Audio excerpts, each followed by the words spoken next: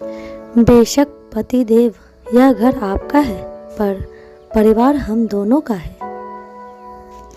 पापा, जब भी मेरी याद आए मेरी गुड़िया से बातें कर लेना। कविता अपनी विदाई की घड़ी में अपने पापा अशोक जी से कहती है, अशोक जी बेटा, तू इस घर में खुशियों की बिखेरती थी, अपने उसी घर में भी इसी तरह खुशियाँ बिखेरना। अशोक जी के इतना कहते ही कविता बीच में ही बोल पड़ती है, हाँ जानती हूँ, अब तो आप भी यह कहेंगे कि अब यही घर तेरा असली घर है, उसकी जिम्मेदारी पहले निभाना। अशोक जी, नहीं, मैंने ऐसा कब कहा तुझे? कविता, हाँ आपने नहीं कहा, पर दादी मम्मी जब से शादी तय हुई है यही तो कहती आई है, फिर आप भी तो वही कहोगे ना।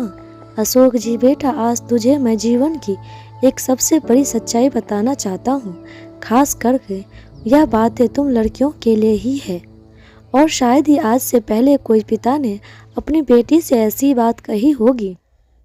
बेटा, तुम अपने जीवन में सबके लिए बहुत कुछ करोगी। आज तक तुम बेटी और बहन थी, अब तुम पत्नी बहू का किरदार निभाओगी। काफी सारे रिश्ते नए बनेंगे और मिलेगा नया घर परिवार, पर फिर भी वह तुम्हारा घर नहीं कहलाएगा, इसे तुम्हारा मायका और उसे तुम्हारा ससुराल ही कहा जाएगा। कभी जो तुमसे कोई गलती हुई तो वह कहेंगे कि तुम्हारा घर नहीं है, जो यह सब यहाँ चलेगा नहीं चलेगा। तब तुम्हें इस घर की याद आएगी, पर तुम यहाँ आने से पहले भी संकोच करोगी, क्योंकि तुम्हें लगेगा यहाँ सभी परेशान क्योंकि उन्हें लगेगा यहाँ सभी परेशान होंगे। बेशक बेटा, अपने रिश्ते अपने घर परिवार को सबसे ऊपर का दर्जा देना और उससे निभाने में कोई कसर मत छोड़ना, पर बात अपने आत्मसम्मान तक ठेस ना पहुँचे, तब तक ही अपने झुकने की गुंजाइश रखना। विद्या, पर पापा आप कहना क्या चाह रहे हैं? जरा खुलकर बताइए, मुझे कुछ समझ नहीं आ रहा है। अशोक जी बेटा, मैंने तुम्हें पढ़ लिख कर इस काबिल तो बना दिया है कि तुम अपने दम पर अपना एक घर ले पाओगे जो तुम्हारा हो। कभी जो सुकून की 2 पल चाहो तो किसी से भी संकोच करने की जरूरत ना पड़े। कविता अपने पापा की इस बात को जहन में रख अपने ससुराल चली जाती है, पर वह इस बात की गहराई को समझ नहीं पाती। उसने अपने शादी से पहले कई परीक्षाएं दी थी नौकरी की, तो उसका एक नौकरी में चुनाव भी हो जाता है। इस बात से उसका पूरा परिवार बड़ा खुश होता है। धीरे धीरे वह नौकरी और घर दोनों संभालने लगती है। वह अपने जीवन में इतनी व्यस्त हो जाती है कि उसे अपने मायके जाने तक की फुर्सत नहीं थी। एक दिन उसके ऑफिस से लौटने में देर हो गई, और जब वह आए तो देखा किसी ने भी उसका इंतजार नहीं किया। सब खा पीकर मज़े से टीवी देख रहे थे।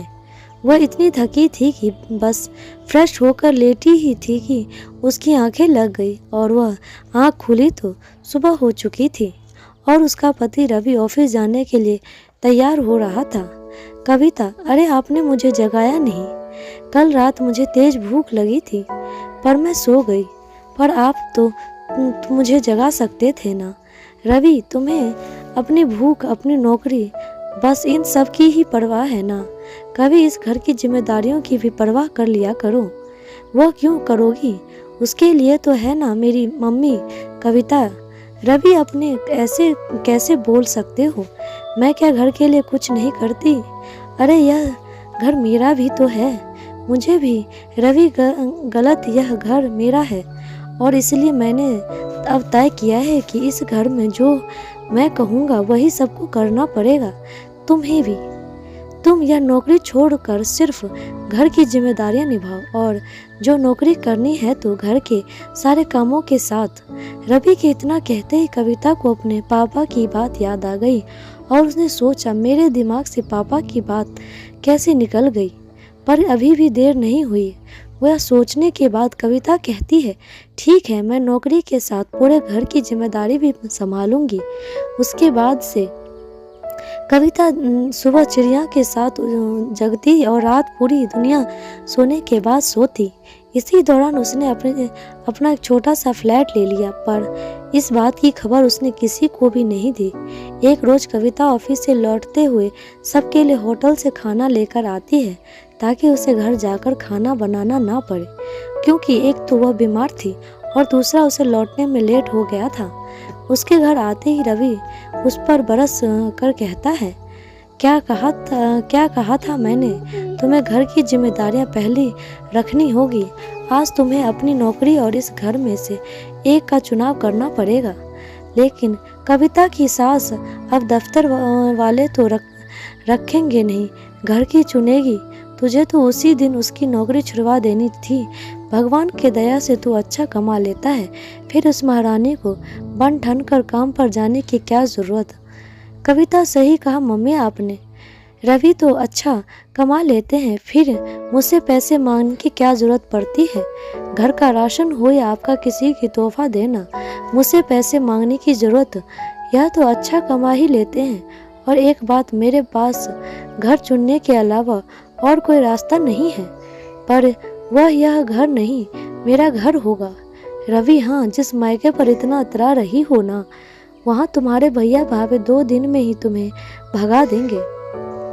शादी के बाद लड़की का असली घर उसका ससुराल ही होता है। जो उसे वहाँ जगह नहीं मिली तो कभी जगह नहीं मिल पाती है।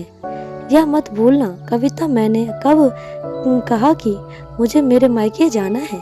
पता है, मेरे पापा ने मेरी विदाई में कहा था कि बेटा, एक लड़की को हमेशा ही यह सुनना पड़ता है कि वह दूसरे घर से आई है, और यह तो दूसरे घर की अमानत है। उसका जीवन, पूरा जीवन दे देने के बावजूद उसका कोई घर अपना नहीं होता है। इसी बात को सोचते उन्होंने मुझसे हमेशा अपने दम पर एक घर ले लेने का प्रेरित किया था। यह इसलिए नहीं कि उन्हें आप लोगों के बारे में पता था, और ना ही वह मेरा घर तोड़ना चाहते थे, बल्कि इसीलिए कि जो कभी आज जैसे दिन आए तो मैं सर उठाकर अपने खरीदे हुए घर में जाकर चैन की नींद ले पाऊं। रवि, क्या कहना चाहती हो तुम? कविता, यही कि मैं अपने फ्लैट में जा रही हूँ और आपको चुनाव करना है मुझ में और अपनी सोच में। बेशक यह घर आपका है, पर परिवार हम दोनों का।